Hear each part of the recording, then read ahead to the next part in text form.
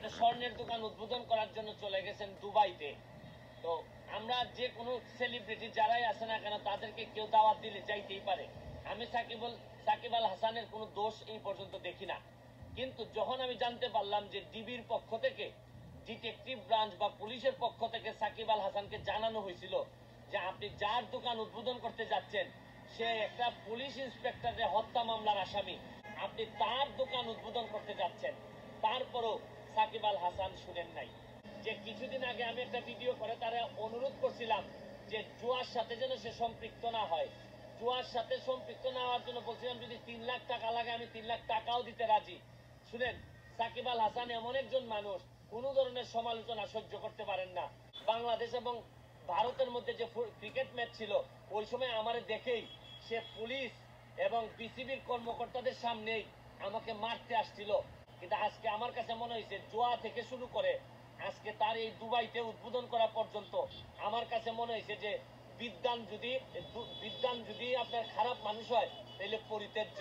সে যত কোয়ালিফাইড লোকই হোক, সে যদি মানুষ হিসেবে যদি ভালো না হয় তাইলে তার ফ্যান আর হওয়ার সুযোগ নাই।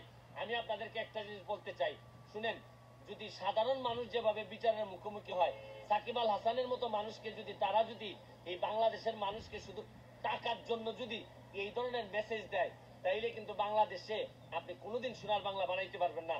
কারণ ভালো ফুটবল খেলে, ভালো ক্রিকেট খেলে একটা মানুষ যদি দেশ বিক্রি করে দিত চিন্তা না করে, এই ধরনের জিনিস যদি সে করতে পারে তাহলে তারে দিয়ে এই দেশের ভালো কিছু হইতে পারে না।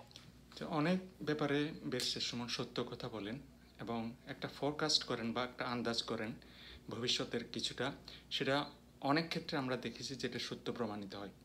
তেমনি সত্য প্রমাণ কিছুটা হলেও হয়েছে সাকিব সম্বন্ধে উনি যেটা বলেছেন আগাম। সাকিব মানে হচ্ছে আমাদের ক্রিকেটার সাকিব, উনি এখন এমপি, একজন পুরোদস্তুর খেলোয়াড়, সংসদের একজন এমপি। তিনি সংসদে আইন বানাতে চান। এই কয় মাসে তিনি কী কী প্রস্তাবনা রেখেছেন সেটা আমি জানি না, বা তার নিজের সংসদীয় এলাকায় তিনি কী ডেভেলপমেন্ট করেছেন বা কী উন্নয়ন করেছেন সেটাও আমরা জানি না।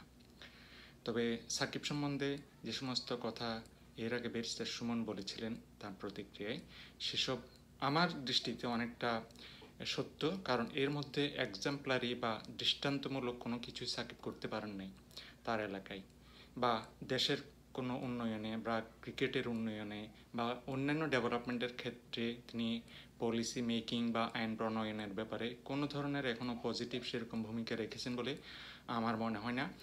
আমি মিডিয়াতে সেরকম দেখি নাই। আপনারা, আমি জানি না ওনার এলাকার মানুষ সেটা দেখেছেন কিনা।